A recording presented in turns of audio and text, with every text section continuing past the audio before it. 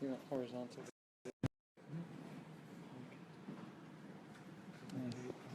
You can just keep it vertical. That's okay. Chill. Hi, everyone. Hey, everybody. Hey. Hey. Hey. Hey. Hey. Did you guys know that there was something big that happened last night? Is everybody talking about that? I don't know if it's not the news. It's awesome to be here. It's awesome to be among a bunch of engineers and other people involved in technology who care to make a difference in our society in the name of politics and civics and everything that affects all of our lives every day. I'm Scheib. And I'm David Ernst. We're both engineers and many other things by training, and we're here to present Liquid Democracy. Yeah, go ahead, David. Quick question. Has anyone ever heard of liquid democracy? Can you raise your hand if you're familiar with the concept? It's like a theoretical proposed governance system. Okay, not very many. You've heard the name. It's sometimes called delegative democracy as well. Yeah. You've heard of that. It was, it's this term that was coined in 2002, and it's always sort of been theoretical, and so we're trying to build it out. Yeah, so we view it as an experiment in healthier politics. We're all wondering this question: how do we live in a healthier society where politics actually seems to work? And so what we're proposing today is a hypothesis from us that others have tried in other forms already in other countries that we think may add to the conversation about how we might be able to do politics better. So one of the big problems that we see in our country in particular is what we would call an obsolete technological apparatus for governance, which is, in other words, when this country was founded 240 years ago, we have this representational system where for every 30,000 people, there was one representative in government. And the idea is that that representative should be able to know what their constituency wants and represent them at the level of lawmaking. So if their constituency wants something, they should create laws that represent their interests. But the problem with this is that at this point in our history, there are now 320 million Americans with 535 representatives at the federal level in Congress, where the House has 435 and the Senate has 100. And this, as you can see, is one representative for every 600,000 people. In San Francisco, we have 11 members on the Board of Supervisors for 850,000 citizens. Again, this is one representative for 75,000 people. And so it begs the question, how can any particular representative truly represent the authentic will of their constituency? How can we solve the problem where they don't even know what their constituency wants and represent them in government? Even if they were, the best people, they mean the best and they're fantastic and they're working all the time, the numbers are just kind of absurd. Just like, at the end of the day, they're still human. So it's just sort of, we put these like Herculean expectations upon them, and maybe we can do it a little bit better. So this analogy comes to mind for us who, were downloading MP3s many years ago. Maybe I just admitted to a crime. MP3s have immense amounts of compression, right? And so this idea of like, how do you listen to sound in all of its glory? So I don't know if anybody's been to any of these festivals like Burning Man, but you get to experience what sound feels like when it's expressed at full fidelity, when there's no loss of the signal. And we like to think of the American voice, the people's voice, in a similar way. Right now, there's so much compression and distortion and loss of the authentic voice of what we want, what future we want to walk into, that can't possibly be captured or listened to by our representatives. And so what we're proposing here with liquid democracy and what we're building out is a way to, in full fidelity, retain the integrity of listening to what we all want, expressing that in the level of government, and then having that actually matter. So you might think, like, maybe this sounds cool, but does this really matter? Is this really a pressing issue? And so there's real data to back it up. So this comes from this Princeton study that looked at 1,800 different policies, different pieces of policy. And they basically looked at what percentage of the population is in favor of bill or law passing or not passing, and how likely is it to pass. And it's really, really sad when you look at the data, but even when 100% of the population wants something to pass, it has like a negligible effect on its likelihood, on the probability of it happening. Versus, you contrast that with the economic elite, which the study defined as special interest groups, lobbyists, and like super high wealth individuals. So like the effects of campaign finance and like day-to-day lobbying they have a very strong ability to pass legislation that they want to pass and block legislation that they don't want to block. And so it can make you kind of cynical when you look into this data. And so the technical term for this is called regulatory capture. So we're wondering if we can, of course it's much more than just a technology problem, but if there is technology that can help make our system more resistant to regulatory capture. So we're building out this technology platform, and we don't know whether we would call it a movement or a political organization currently. We're still iterating, but here's some basic principles that we feel like should be the case in how we conduct government in this country. First of all, we're huge champions of the idea of digital democracy. This is not a new concept to anybody in this room. We believe that what we're working on and how our government functions should be open source, so that any citizen can know exactly how the software and the inner workings of their government works. We believe it should be transparent, so that you should be able to know how you voted, or what's actually happening in government reflects how you actually voted, right? Right now we have these black boxes and there's no way in terms of voting alone. So transparency in terms of being able to really dive into what are the inner workings and all the data. Authentic, so right now we don't feel like representation is authentic. The idea being that if a constituency wants something, if we want something, that should be the future that we walk into. Accountable, you guys know what all these words mean. Right now there's very little accountability, so we're proposing in our system a way to have much greater accountability from our representatives. And we think it should be easy, such as using a smartphone, logging on your computer, being able to access and be involved in government on an ongoing basis really easily. And participatory, to allow any particular citizen to contribute and participate as much as they want in their own self-governance. So these are all the values that we're starting with. We've laid out why we think there's a problem, why I think this is important. And now we're going to get more into details of what it is exactly. But just to give you a very high-level overview, it's supposed to be a hybrid, taking the best parts of our current representative system, which is like where we outsource the work to a few full-time professionals, like 11 city council members, for example, to understand policy, but also take the democratic truthiness, authenticity of like our direct system, like our ballot measures and our referendums, where if anyone wants to vote, they're allowed to vote. And so it starts with exactly the same, a delegation, like picking a representative. So the difference is that in a liquid democracy, a delegate is personal to you. It's not like you pick one of two people at the top of the ballot, one or two candidates. It's like you have your own personal representative. You're only represented by people you chose, and it can be anyone. It's not just like one or two choices that were given to you at the top of the ballot. You can, like Venmo, this is a mock-up that we made, but it's like you have your Facebook friends, you have popular figures, you have people that you follow on Twitter.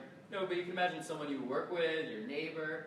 Let's say there's this big race between Scott Wiener and Jane Kim that just concluded yesterday, and the city was very split on it. It came down to a tiny margin. And now the winner, Scott Wiener, won, is going to get 100% of the representative power, but a lot of people really wanted Jane Kim to be the representative. So in a liquid democracy, you could still have Scott be your representative, or you could go with the person who you wanted to represent you, and they could have your voice.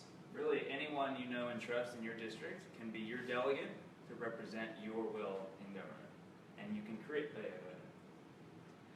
Yeah, and just one other point that's pretty noteworthy is that you can change this representative. Like, you just pull out your phone and you change it instead of like waiting 4 years. So they promise one thing and then they don't stick to it. You have an actual accountability measure. You don't have to go to the even worse option. And so this is like a smartphone interface to access this, but you can also do it on your computer. You can also go into an office. You can use a public library. So it's absolutely supposed to be super widely accessible, not exclusive for people on smartphones or anything like that. So then the other part is the more direct democracy system, where you can see all of the weekly legislation, all the bills that the Congress or the City Council is just deliberating about and introducing, and you can personally just vote right on them. So So this is a static image, but this is all working. I have a prototype of it. I'm happy to show you later. You can click on any one of these. This is the ballot measures, just as an example. And you can say, yes, I'm in favor of this. No, I'm against it. So you can personally, vote where you feel informed. Instead of the current system where the best you can do is write a letter to your congressperson, which feels kind of hollow. So one of the things that this is intending to solve is that even if you were to tell your representative right now what it is that you wanted, there's not a lot of incentive in the current system for them to necessarily enact your will, right? So the idea here is how do we create a system where everyone's voice can be heard and everyone's voice actually matters?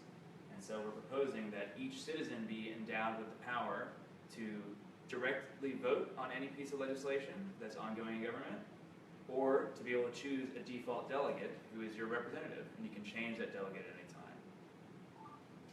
And the third really cool thing about this is that delegation is transitive. Your delegate has their own delegate, who has their own delegate, who has their own delegate, and so on. So you don't need to pick someone that's going to do this full time.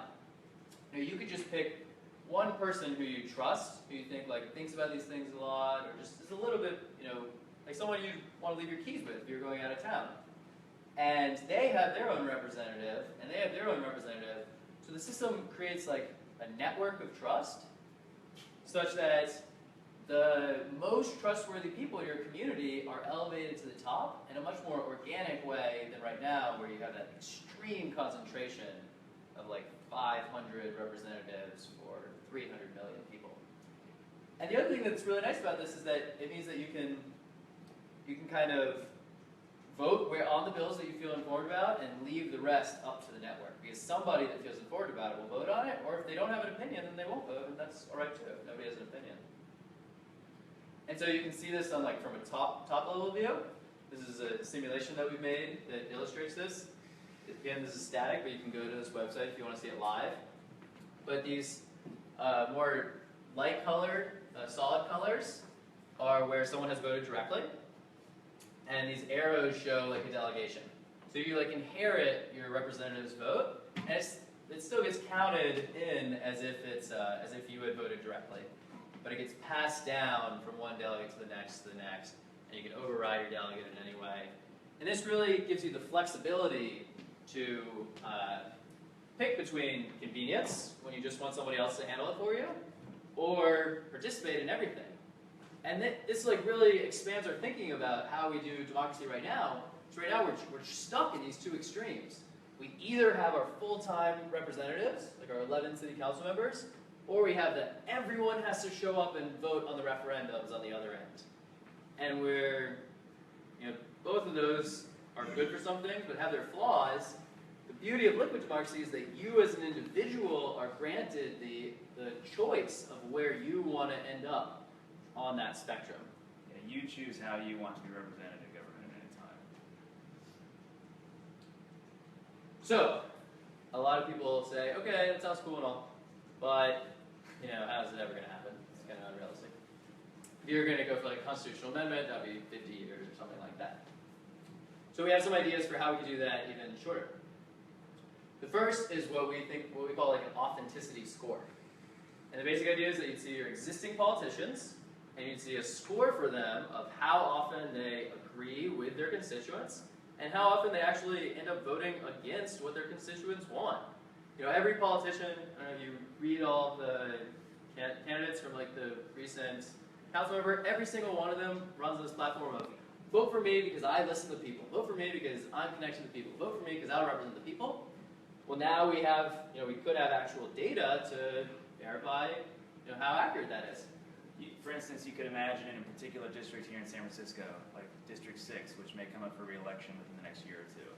If we have registered a certain number of people in that district, let's say we've registered 10% of voters in that district, we can say we have 10% of the district, they're voting this way, and their representative, the current representative, is voting for or against them. And the more people we register from that district, the clearer and truer of a signal that we can be sure this is what their constituency actually wants, and here's the authenticity score that we're giving them based simply on this calculation of how frequently they align with their constituency. Yeah, so it gives us a way to try to guide them in a more representative direction, in a more authentic direction. And it's relative, we can start doing this tomorrow. We don't really need anyone's permission, so to say. And you can even go into more details about like where are the individual bills where there is a discrepancy. And again, I just named these examples randomly. Don't read too much into them.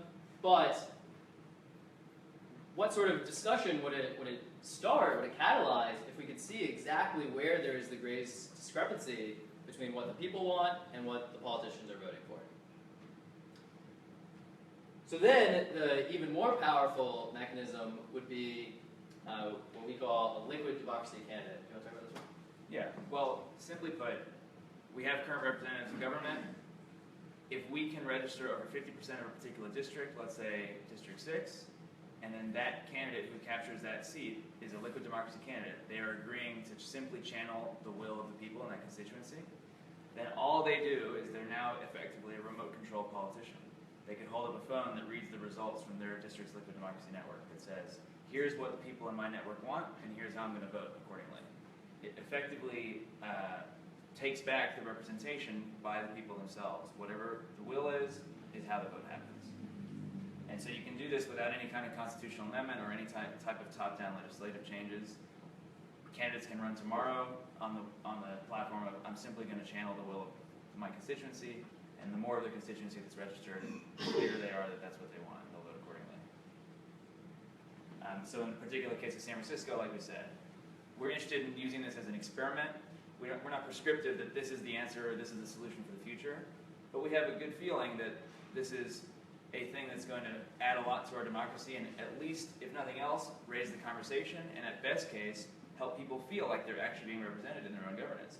In which case, if somebody was a liquid democracy candidate for one of the seats on the Board of Supervisors, then we can see after a year or two, how's that going? How do the people feel about this happening? That this remote control politician is simply channeling the will of their constituency.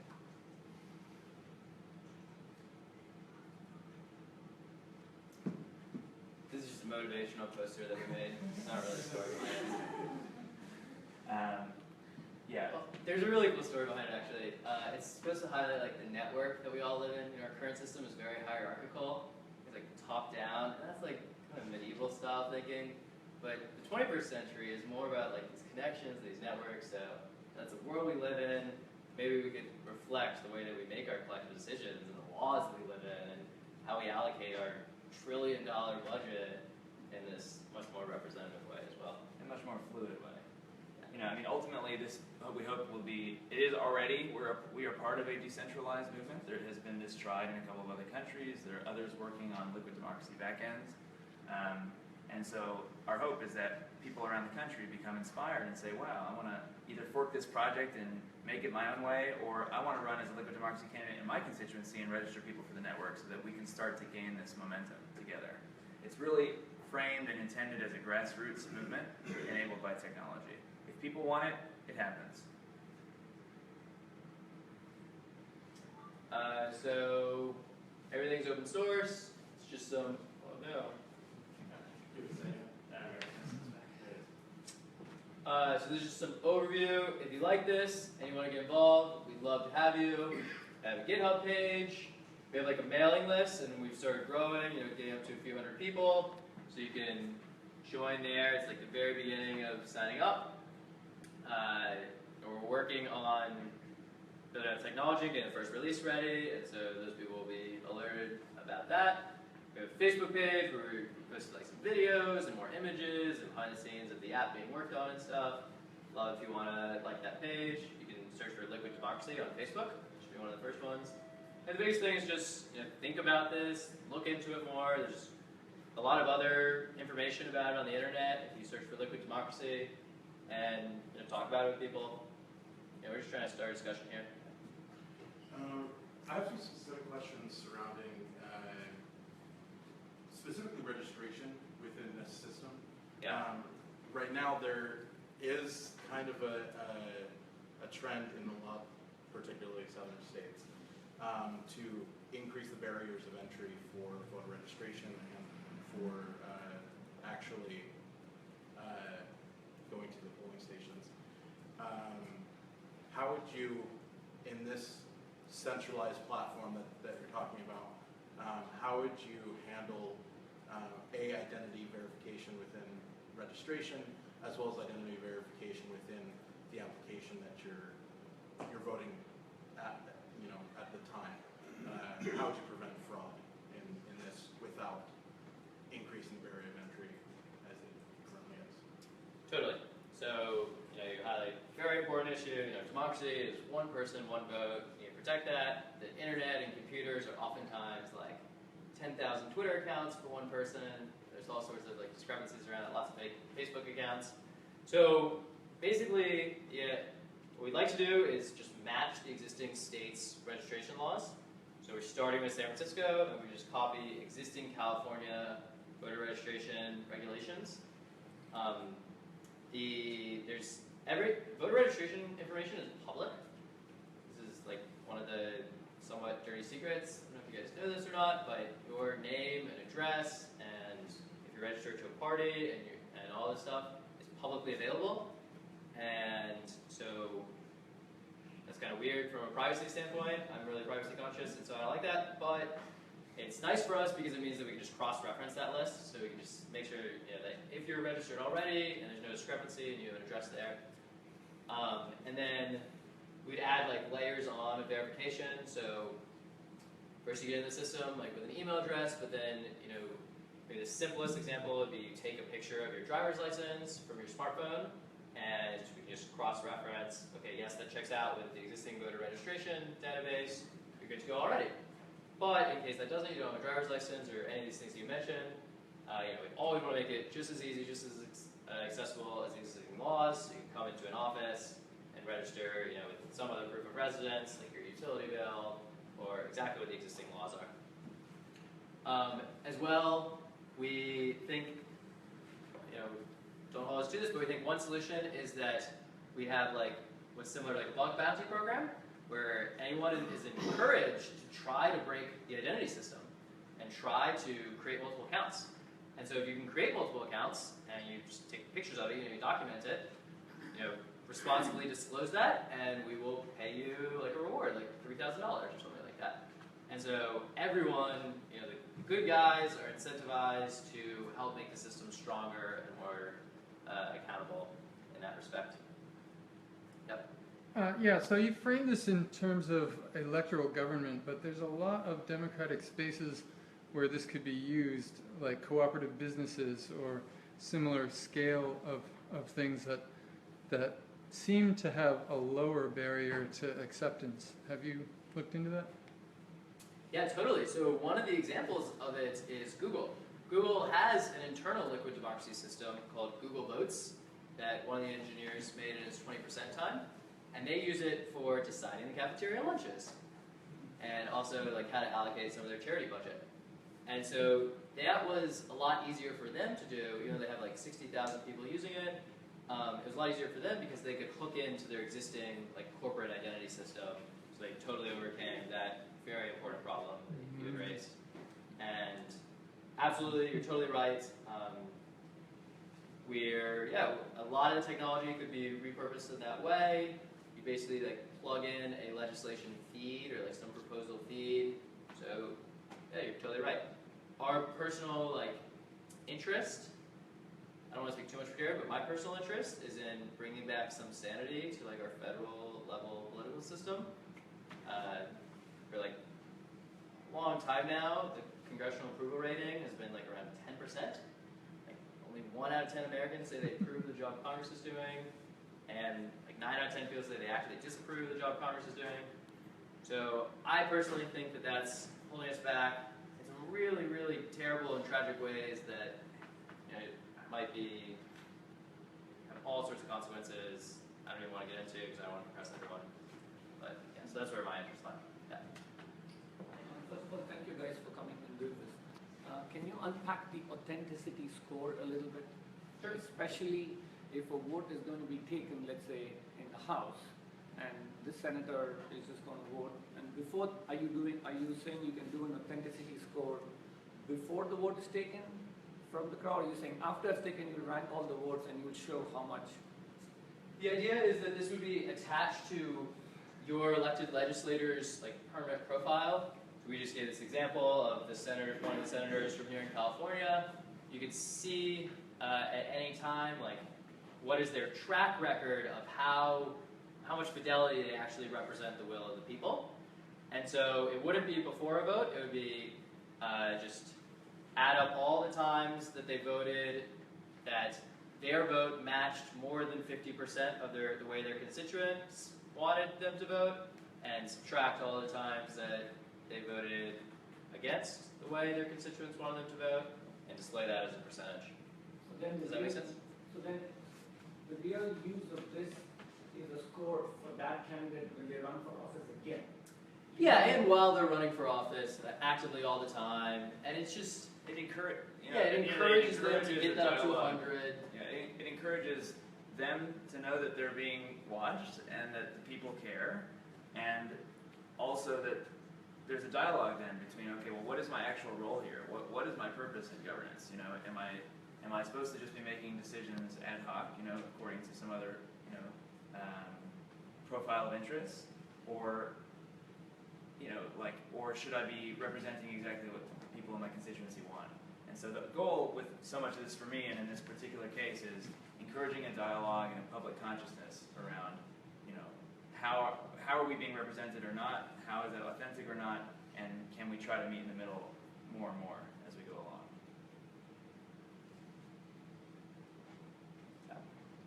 I think this is very interesting system that you have. I have a question. Right now, our system only allows U.S. citizens to vote, and how is the system intended to sort of expand the democratic process to everyone who's living in the country, and for U.S. citizens overseas, and are they allowed to participate in this? Yeah, really great question. So, again, my personal view on that is I would love to expand more access and all these things, and like there's really terrible things going on with gerrymandering and the way a lot of the districting works. But right now, our position sort of is that we want to incorporate the existing laws, and we're not trying to like top down, like who are we to say to rewrite who's allowed to vote, sort of is the approach. And so I think what would be like the best of all solutions is to get people onto the platform, have true representation, and convince the will of the people to expand the laws to vote. But we're not trying to, it puts us in a really precarious position to explicitly go against the legitimate, the currently recognized legitimate like voter eligibility laws. So, long story Very short, tricky. we are working within the law, 100%. Yeah. And so right now, whoever is legally allowed to vote can contribute and have their vote counted on this platform is the idea. If in the future, a particular city or state or the country, possibly by means of the liquid democracy fluidity that it allows, wants to change the law, then they can do that. But ultimately, we don't have any particular positions about the law being changed. This is simply to improve the voting process and access. Yeah, why would you see that as a precarious legal position if in fact it's not violating any laws? If the network trusts the people, regardless of age or citizenship or whatever else, what does the law have to say about any of that? No, it's not so much that we would like personally be legally liable, but I think the concern is just that it delegitimizes some of the like authenticity, like this authenticity score. A critic of this system might say, yeah, but Dianne Feinstein was elected by the citizens, and you're including all these ineligible people, and so that's, it's kind of compromised. We should just ignore this whole thing because of that. But at the same time, I think it's totally reasonable to allow people who may not be citizens to register and express their will, as long as we're clear internally which of those votes is actually being presented to the representatives as the actual will of the citizenry of that constituency.